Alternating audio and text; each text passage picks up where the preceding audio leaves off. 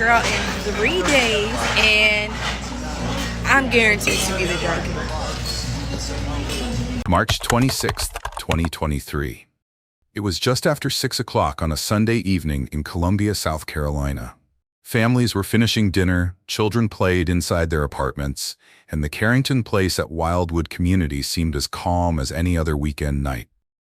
But at 6:07 p.m., that calm was broken. A neighbor's frantic call to 911 reported gunshots. Deputies arrived within minutes to find a young woman on the ground outside an apartment building. Inside, the man believed to be responsible had locked the door and refused to come out. For more than 3 hours, crisis negotiators pleaded through the walls, their voices echoing against the quiet of a neighborhood now frozen in fear. Then, at 9:23 p.m., a single gunshot cut through the night. What happened between 6 and 9 o'clock that evening would leave two families shattered, a community searching for answers, and colleagues mourning the loss of a woman they described as a rising star. If this story already has your heart heavy, don't just scroll past. Stories like Winter's deserve to be heard, remembered, and shared.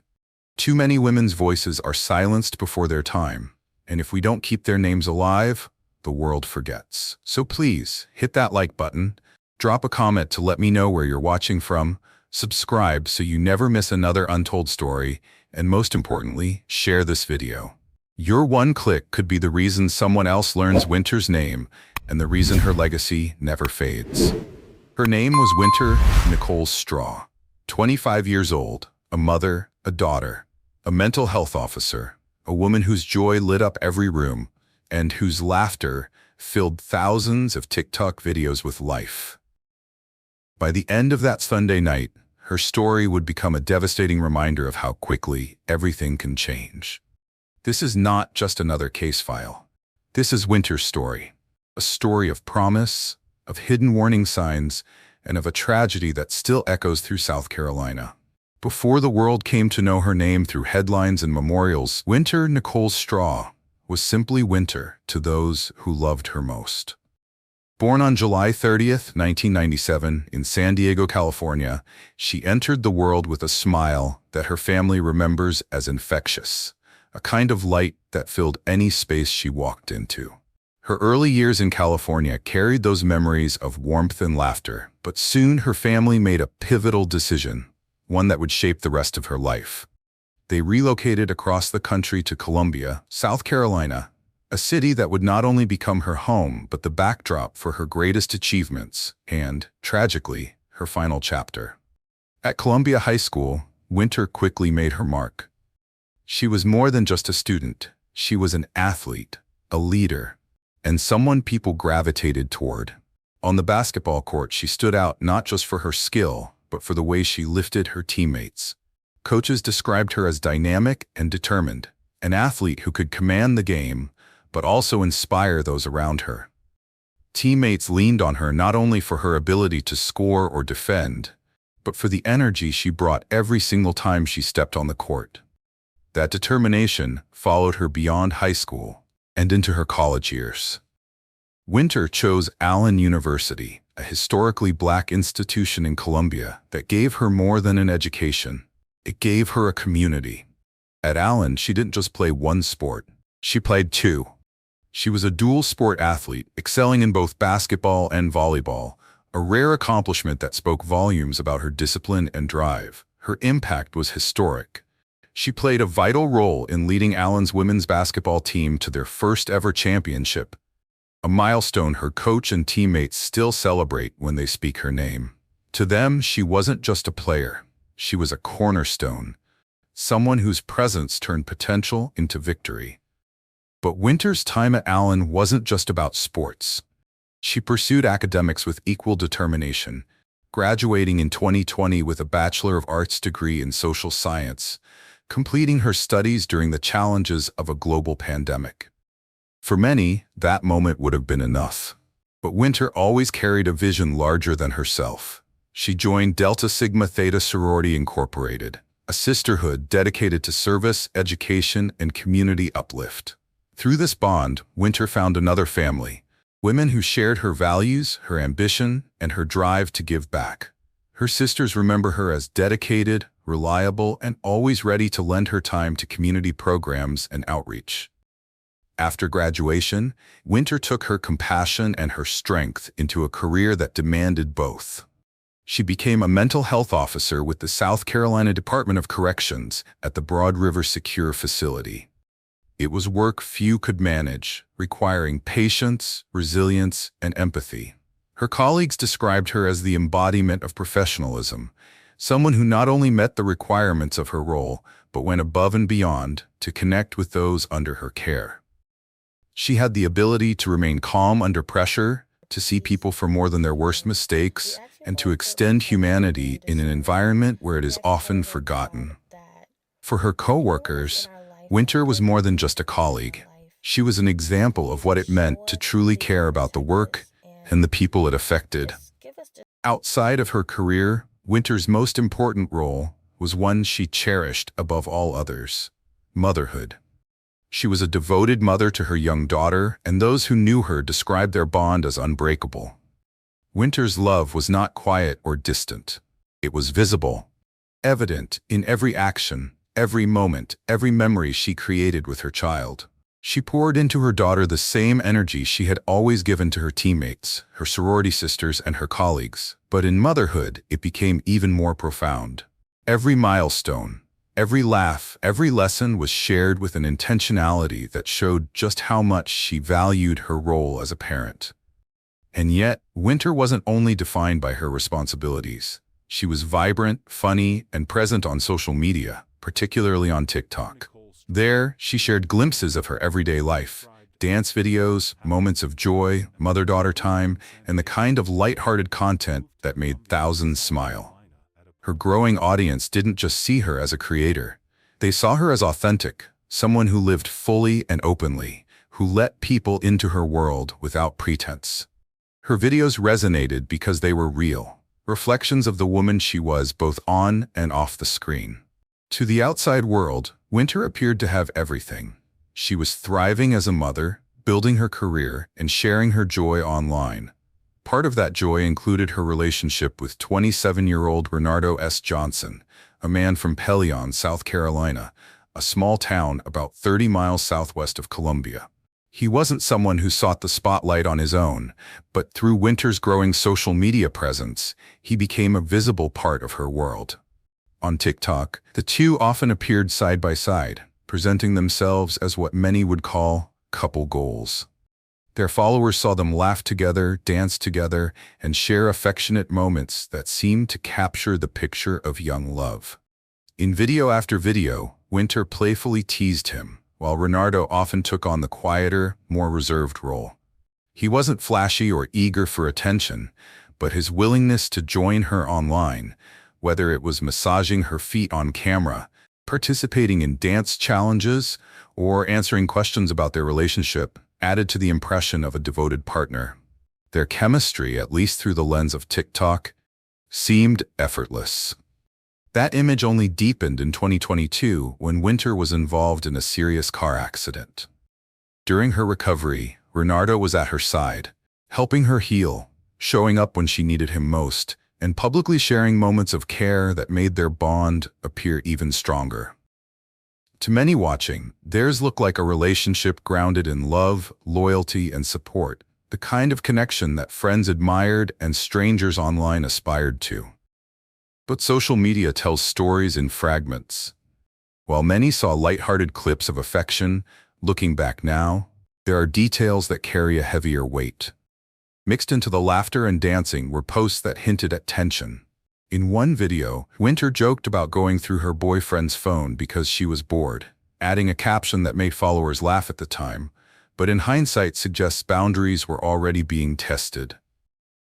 In another, posted on March 18th, just over a week before her death, she captioned a video with the words, "When he complains about my attitude, but should be glad I haven't stabbed him."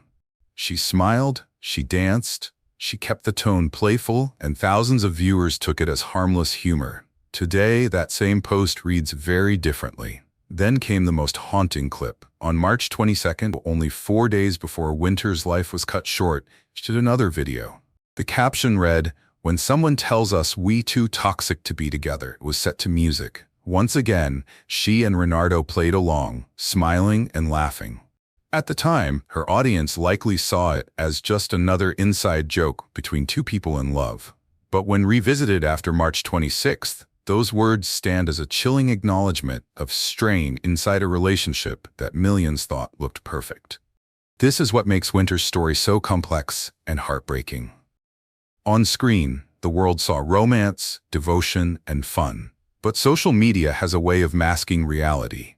For every affectionate gesture, there were small cracks, jokes about jealousy, captions about arguments, hints of conflict that, at the time, were dismissed as nothing more than playful banter. It is only in retrospect that these fragments take on deeper meaning. Sunday, March 26, 2023, began like any other spring evening in Columbia, South Carolina. At the Carrington Place at Wildwood Apartments on Mallet Hill Road, families were wrapping up their weekends, children played outside, and neighbors moved in and out of the complex as daylight slowly began to fade. But around 5:30 to 6 p.m., that ordinary calm was shattered. An argument erupted outside the building, drawing the attention of those nearby. Within moments, gunfire cut through the quiet. Winter Nicole Straw, just 25 years old, was struck down. When deputies arrived, they found her lying outside of the apartment building, unresponsive. She had been shot, and there was nothing they could do to save her. As deputies worked to secure the scene, the man they identified as responsible, 27-year-old Renardo Johnson, ran back into the apartment. He refused to come out. With Winter's body outside and an armed suspect inside, the situation escalated into a barricade crisis. The Richland County Sheriff's Department immediately called in their special response team and trained crisis negotiators. For nearly 3 hours, law enforcement surrounded the complex. Their goal was clear: prevent more lives from being lost. Negotiators attempted to reach Renardo, urging him to surrender. At the same time, deputies evacuated residents from surrounding units to ensure their safety. Neighbors stood outside the perimeter, some in disbelief, others terrified, as flashing lights filled the night and officers worked to manage a standoff that gripped the entire community. As the clock moved closer to 9 p.m., the tension that had been building reached its peak. Negotiators reported silence. Then, at around 9:23 p.m., a single gunshot rang out from inside the apartment.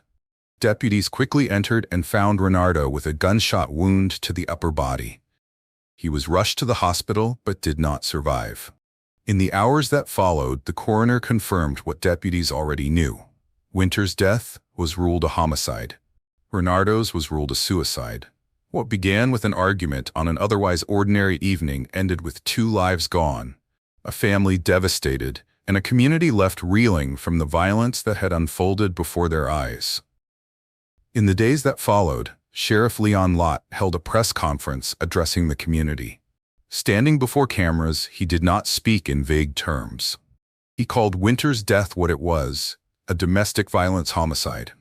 He emphasized how deeply troubling it was that this young woman, loved by her family, friends, and colleagues, had lost her life in such a way. And then he made a point that has echoed in every retelling of this case. There had been no warning signs. Both Winter and Renardo had no criminal records. There were no prior police calls to their home. Their families had trusted him, and he had been welcomed in. To those closest to them, the relationship appeared steady.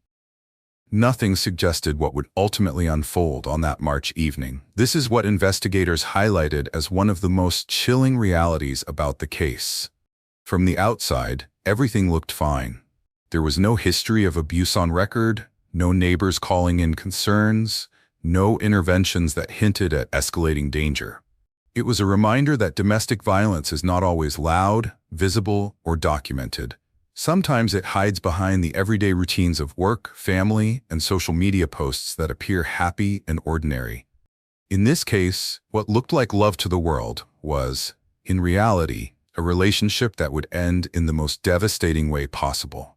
In the hours after the coroner's confirmation, the weight of Winter's loss began to settle over her family and her community. For her mother, the devastation was almost impossible to put into words. She had trusted Renardo, she had welcomed him, and she had never imagined that he would be capable of taking her daughter's life. The shock was overwhelming, but even in the midst of grief, she spoke with conviction that Winter should be remembered not for the way her life ended, but for the way she lived it. For her laughter, her ambition, her compassion, and the light she carried into every room she entered. Her friends and former teammates echoed those sentiments. They described Winter as someone who made an impression on everyone she met. The kind of person you couldn't help but love. One coach said it simply: if you met her, you loved her, and if you never met her, you wished you had. To them, she was more than an athlete. She was a leader, a motivator, and a teammate whose energy lifted others both on and off the court. At the South Carolina Department of Corrections, her co-workers struggled to process the loss of a colleague they considered family. Winter was remembered as compassionate, professional, and uplifting. Someone who embodied the heart of a mental health officer. She cared deeply about her role and the people she served, and her presence had left a mark on the Broad River facility. Losing her in such a sudden, violent way was a blow felt across the department. The grief spread beyond family and colleagues. On Monday evening, just one day after her death, a candlelight vigil was held at the Carrington Place Apartments, where her life had been taken. Friends, family members, neighbors, and even people who didn't know her personally gathered to honor her memory. They lit candles, shared stories, and stood together in mourning, struggling to make sense of a loss that felt impossible to accept. For many, it was the first chance to come together and begin to grieve as a community. Her sorority sisters from Delta Sigma Theta, along with the Allen University community, also paid tribute. They spoke of her service, her dedication to education and advocacy, and the joy she brought into their sisterhood. At the university, her legacy as both a student and an athlete was honored with memorials and remembrance services, with those closest to her recalling the dreams she held tightly.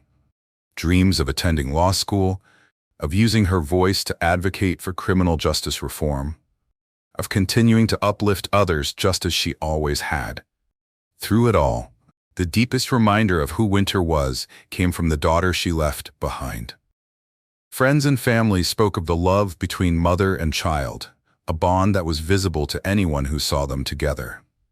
It was this bond that made the tragedy cut even deeper, the reality that a little girl would now grow up without her mother by her side. In every tribute, in every tearful remembrance, Winter was described as a rising star, a woman full of promise, whose legacy would live on in her daughter, in the lives she touched, and in the community that continues to speak her name with love. Winter's story is tragic on its own, but it also reflects a much larger crisis in South Carolina. For years, the state has been ranked among the most dangerous in the nation for women at the hands of men. In fact, South Carolina has repeatedly appeared in the top 10, and in recent reports, it was ranked second highest in the country for women murdered by men. These numbers are not abstract. They represent mothers, daughters, sisters, and friends whose lives are taken far too soon. In 2023 alone, data from the state shows that the overwhelming majority of domestic violence homicides, about 80%, involved female victims. Firearms were the most common weapon, used in more than 24 of those cases. Behind those numbers are families left broken and communities struggling to understand how something so destructive could happen in homes that, from the outside, looked whole. What makes these tragedies so difficult to confront is how often they come without visible warning. Time and again, families, neighbors, and co-workers say they never saw signs of abuse. They describe relationships that seemed stable, partners who appeared trustworthy, and couples who looked happy together. Then, in an instant, the reality comes to light in the most devastating way. Winter Nicole Straw's presence was so deeply felt that even after her passing, people worked to make sure her light would never fade. At the South Carolina Department of Corrections, where she once served as a mental health officer, her colleagues created a lasting tribute. In March of 2024, at Broad River Correctional Institution, they unveiled a purple bench memorial in her honor. It is more than just a seat. It is a place of reflection, a reminder that compassion and service leave behind ripples that outlive us. Each year, around her birthday and the anniversary of her passing, the bench is surrounded by flowers planted to bloom in her memory, transforming the space into something alive and hopeful. Her sorority sisters in Delta Sigma Theta also made sure Winter's dedication would carry forward. They established a scholarship fund for students pursuing degrees in criminal justice and mental health, two paths Winter had already walked. The fund is designed not just to honor her, but to empower others to continue the kind of work she cared about, protecting communities, serving with empathy, and giving people a second chance at stability. Support for her family has come from far beyond her immediate circle. The Correctional Peace Officers Foundation stepped in, organizing fundraisers to provide direct assistance for Winter's young daughter and her loved ones left behind. It was a recognition that those who serve inside the system, supporting, guiding, and protecting others, deserve that same support in times of unimaginable loss. The digital world where Winter once shared her joy has also become a living memorial. Across TikTok, Facebook, and Instagram, thousands of tributes poured in. Friends, sorority sisters, colleagues, and even strangers posted videos and messages remembering her laughter, her humor, and the positivity that seemed to radiate from her. What once had been clips of dances, jokes, and everyday happiness transformed into a record of her legacy, a mosaic of moments that showed who she really was and why she mattered to so many.